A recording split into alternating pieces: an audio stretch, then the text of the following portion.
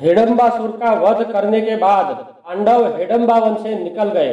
चलते चलते रात हो चुकी थी, फिर भी भीमसेन सबको अपने कंधे और पेड़ पर बैठाकर चलता रहा। भीम की ऐसी चाल थी कि धरती दम दम हो रही थी। बीच में आते पेड़ और पौधे मूल सहित उखड़ जाते थे। जंगल में जंगली जानवर विविध प्रकार के आवाज निकाल रहे थे। ऐसा भयानक जंगल में भीम बिंदास चल रहा था। एक ही रात में भीमसेन 60 मील चला।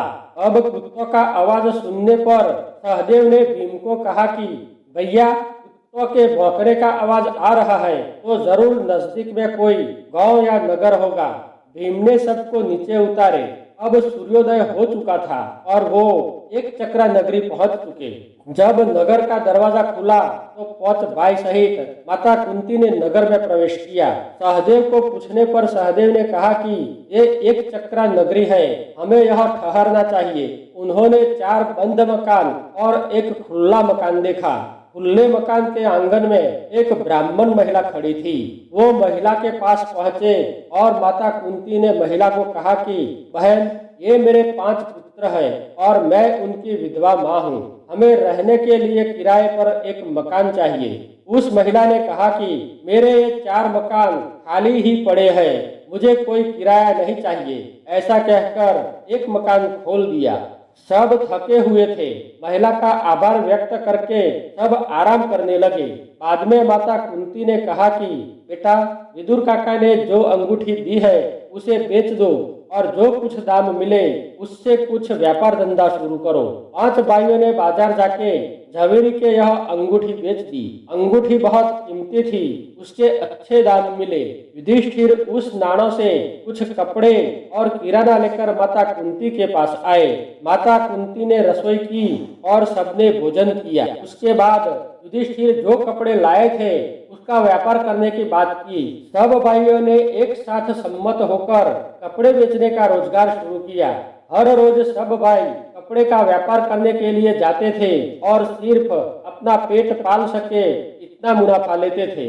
इसी तरह समय पसार होने लगा। एक दिन सब भाई व्यापार करने के लिए गए थे और माता कुंती अकेले ही घर पर थे। उन्होंने मकान की मालकिन ब्राह्मण बाई का रोने का आवाज सुना। माता कुंती उसके पास पहुंचे और बोले कि बहन, आपको क्या दुख है, क्या तकलीफ है, आप क्यों रो रही है? ब्राह्मण बाई ने कहा कि बहन, मुझे भी तुम्हारी तरह 5 पुत्र थे, लेकिन एक राक्षस 4 पुत्रों को खा गया और जो 5वां पुत्र है उसकी भी आज बारी है, राक्षस उसको भी खा जाएगा। माता कुंता ने पूछा कि ये राक्षस कौन है? आई ने कहा कि ये राक्षस का नाम बकासुर है। जब वो पहली बार नगर में आया तब सारा नगर में आतंक मचाकर 250-300 इंसान और जानवरों को मारकर खा गया था। नगर में सारे लोग डरकर अपने अपने घर में छुप गए थे। नगर का राजा भी उसका छुपा बहेरे में छुप गया था। जब राक्षस वहां पहुंचा तो राजा ने बहेरे में से कहा कि हे मायावी, तू मेरी प्रजा को क्यों मार रहा है? राक्षस ने कहा कि तू हर रोज मेरे भोजन का इंतजाम कर देता है तो मैं आतंक मचाना बंद कर दूंगा। राजा ने उसे भोजन के बारे में पूछा तो बकासुर ने कहा कि सुन, हर रोज 100 मन लड्डू, 50 मन दाल चावल, 50 लीटर पकाया हुआ मेवा से भरा मीठा दूध और 100 गागर पानी, उसके ऊपर 5 बकरे और सब खाने के बाद मुखवास के जगह एक इंसान चाहिए। राजा ने सब कबूल किया और गांव के बाहर महल जैसा एक भुवन दिया। फिर राजा ने सभा बुलाकर सभाजनों से कहा कि हर रोज एक इंसान राक्षस का भोजन लेके जाएगा और वो खुद राक्षस का भोजन बनेगा और इसी तरह हर रोज क्रमानुसार हर घर से एक इंसान को जाना होगा। ब्राह्मण बाई ने कुंता जी से कहा कि बहन, इसी तरह बारी आने पर मेरे 4 पुत्रों को बकासुर खा गया और आज रात ये 5वें पुत्र की बारी है। मैं अभागन कैसे जीऊंगी? कुंता जी को बाई पर बहुत दया आई और बिना सोचे समझे कह दिया कि बहन, तू चिंता मत कर, आज तेरे बेटे के बदले में मैं मेरा एक बेटा भेजूंगी। बाई ने कहा कि बहन, मैं कैसे मानूं? कोई माँ अपने बेटे को मरने के लिए क्यों भेजे? कुंता जी ने कहा कि बहन, ना भेजू तो मेरे सर ब्रह्म हत्या का पाप है। अब बाई को विश्वास आया और रोना बंद किया। अब कुंता जी अपने घर पर आए और सोच में पड़ गए कि मैंने ये क्या किया। कह तो दिया कि मेरे एक बेटे को भेजूंगी, लेकिन किस बेटे को भेजूंगी। अब उन्हें घबराहट होने लगी और रोने लगे। जब 5 भाई व्यापार करके घर आए तो माता कुंती रो रही थी। सब भाई अपनी माता को पूछने लगे कि माँ, तुम क्यों रो रही हो। भीम ने कहा कि किसी ने उंगली की है तो उसकी उंगली काट दूं, किसी ने आंख दिखाई है तो उसकी आंख फोड़ दूं। बोलो माता, क्या हुआ। माता कुंती ने कहा कि बेटा, मुझे किसी ने कुछ नहीं कहा। मैं खुद पीड़ा पैदा करके रो रही हूँ। और सब बात अपने बेटों को बताई। तब सब भाइयों ने एक साथ कहा कि माते, तुम चिंता मत करो। युधिष्ठिर ने कहा कि राक्षस के पास मैं जाऊंगा। भीम ने कहा नहीं भैया, मैं जाऊंगा। इसी तरह अर्जुन, सहदेव और नकुल भी बोले कि मैं जाऊंगा। कुंता जी ने कहा कि किसी को जाने की जरूरत नहीं है, मैं खुद जाऊंगी। युधिष्ठिर ने सहदेव को एक कोने में बुलाकर कहा कि भैया सहदेव, ये तो धर्म संकट है, हम क्या करें। पूछने पर सहदेव ने कहा कि भैया, आप चिंता मत करो और भीम भैया को भेजो। उसका बाल भी बौका नहीं होगा। वो राक्षस का नाश करके सारा नगर का दुख दूर करेगा। भीम ने कुंता जी से कहा कि माते, तुम मान जाओ और मुझे जाने की आज्ञा दो। सहदेव और युधिष्ठिर के कहने पर कुंता जी ने भीम को जाने की आज्ञा दी। शाम को भीम ने ब्राह्मण पुत्र को बुलाकर राक्षस का पता पूछकर वहां जाके क्या क्या करना होगा उसके बारे में पूछा। ब्राह्मण पुत्र ने कहा कि राजमहल से गाड़ी भर के राक्षस का भोजन लेकर जाना होगा। जाकर उसकी सेवा करना। भोजन करने के बाद वो आपको खा जाएगा। लेकिन भैया, आप आधे रास्ते से वापस तो नहीं आओगे न। भीम ने उसे विश्वास दिया और कहा कि नहीं भैया, आप चिंता मत करो, मैं जरूर जाऊंगा। भीमसेन माता और युधिष्ठिर को प्रणाम करके राजमहल गया। वहां से सब भोजन बैलगाड़ी में भरकर बकासुर के भुवन पहुंचा। राक्षस हाजिर नहीं था। भीम ने देखा कि भुवन बड़ा आलीशान था। छत पर झुम्मर लटक रहे थे। झुम्मर में दीपक जल रहे थे। अच्छे रंग रोगान और रोशनी से सारा महल जगमग रहा था। हीरे मोती जड़ित पलंग, सोफा और कुर्सियां थी। भीम मन ही मन बोला कि ऐसे पापी को ऐसा वैभवी ठाठ मिला है और बेचारे सेवाभावी लोगों को अन्न भी नसीब नहीं होता। वो बहुत गुस्साया और सोचा कि राक्षस के आने से पहले सब खा लेता हूँ।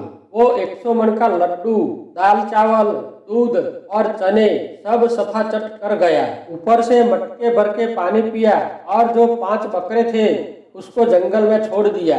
बाद में पलंग पर आराम करने लगा। जब राक्षस के आने का समय हुआ तो भीम ने कांच के झुम्मर तोड़ डाले, पलंग के गद्दे जला दिए, पलंग भी तोड़ दिया। फिर लाल पीला होकर बकासुर की राह देखता दरवाजा बंद करके बैठा। आधी रात को राक्षस दहाड़ता हुआ आया और बोला कि सुपारी का कटका, दरवाजा खोल।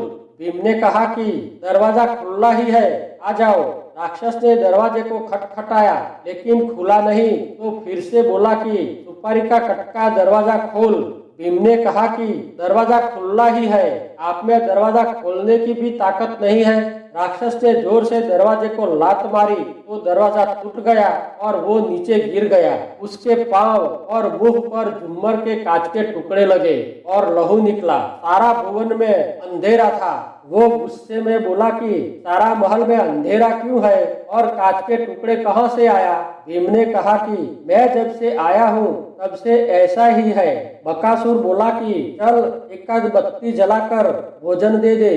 भीम ने कहा कि खाने में तो कुछ नहीं है, सब बर्तन खाली है। राक्षस ने कहा कल राजा की खैरियत नहीं, चल सुपारी का कटका, तू आजा, तुझे खाकर संतोष मान लूंगा। भीम ने कहा आप मेरे पास आओ, मुझे तो आपसे डर लगता है। बकासुर अंधेरे में भीम को पकड़ने गया तो सीधा दीवार से टकराया। इसी तरह भीम बकासुर को कोने कोने में घुमाता रहा। फिर जोर से उसके सर पर लात मारी। बकासुर को चक्कर आ गया और गिर गया। उसने सोचा कि आज मेरे जैसा ही कोई मुझे भिड़ गया है। वो खड़ा हो गया और दहाड़ता भीम से भिड़ गया। भीम ने बकासुर के नाक, सर और पेट में ढूंसे मार मार कर आधा कर दिया। राक्षस भी दहाड़ता हुआ भीम को मारने लगा। दोनों के युद्ध से सारा महल ध्रुजने लगा। बकासुर की दहाड़ और भीम की गर्जना सारा नगर में सुनाई देने लगी। सब लोग जाग गए और थर थर कांपने लगे। राजा सोचने लगा कि आज बकासुर का भोजन और सेवा में कुछ कसूर होगी, इसलिए वो गुस्साया है। फिर राजा भी अपने भौरे में छुप गया। बकासुर और भीम के युद्ध से महल की दीवारें और छत भी गिर गए। अब बकासुर थक चुका था। भीम ने उसका पांव पकड़कर नीचे गिरा दिया और एक पांव अपने पैर नीचे और दूसरा पांव अपने हाथ में पकड़कर बकासुर को 2 हिस्सों में फाड़ दिया। बकासुर के लंबवत 2 हिस्से हो गए और पापी के प्राण निकल गए। बाद में भीम ने राक्षस का नाक और 2 कान काट लिए और अपने परिवार के पास आकर सब बात बताई। माता और भाइयों ने खुश होकर भीम को गले लगा लिया। उन्होंने ब्राह्मण पुत्र को बुलाया। ब्राह्मण ने भीम को देखकर कहा कि आप वापस चले आए, इसलिए रात को राक्षस दहाड़ता था, अब वो सारा नगर में आतंक मचाएगा। धर्मराय ने उसे चुप रहने को बोला और सारी सच्चाई बताते हुए कहा कि हम 5 पांडव हैं और ये हमारी माता कुंती है। हमारे भीम भैया ने बकासुर का नाश कर दिया है। तुम किसी को भी बताना मत कि हम पांडव हैं। ऐसा कहकर प्रमाण के लिए राक्षस के नाक और कान की गठरी दी। ब्राह्मण पुत्र उनके पांव पड़ गया और बोला कि आपने इतने दिन अपनी जात छुपाकर मुझसे सेवा करने का मौका छीन लिया। मुझ गरीब को माफ कर दो। मैंने आप पर शक किया और मुझसे कुछ भूल हुई हो तो भी मुझे माफ कर देना। धर्मराय ने उसे पकड़कर खड़ा किया और बोले कि आप तो ब्राह्मण पुत्र हो, हम आपकी सेवा नहीं ले सकते, लेकिन हमारी बात किसी को मत बताना, इतना उपकार हम पर जरूर करना। ब्राह्मण ने कहा कि लेकिन जब राक्षस मुझे पूछेगा तो मैं क्या कहूँगा। भीम ने कहा कि राजा को तुम कहना कि ये बकासुर मेरे 4 भाइयों को खा गया था, इसलिए मैंने एक ऋषि की सेवा और तपस्या की। ऋषि ने खुश होकर मुझे वरदान मांगने को कहा। तब मैंने ऋषि से कहा कि प्रभु एक राक्षस मेरे 4 भाइयों को खा गया है, मुझे उसका प्रतिशोध लेना है। मैं इस राक्षस को मार सकूं, ऐसा वरदान मुझे दो। तब ऋषि ने कहा कि जब तुम राक्षस से लड़ाई करोगे तब तुम में राक्षस से 4 गुना ताकत आ जाएगी और राक्षस को जान से मार दोगे। राक्षस के मरने के बाद तुम्हारी ये शक्ति चली जाएगी। ऐसा कहकर राजा को समझा देना। अब 5 भाई और माता कुंती ने जाने की तैयारी की। ब्राह्मण पुत्र और उसकी माँ ने रोते हुए पांडवों को विदाई दी।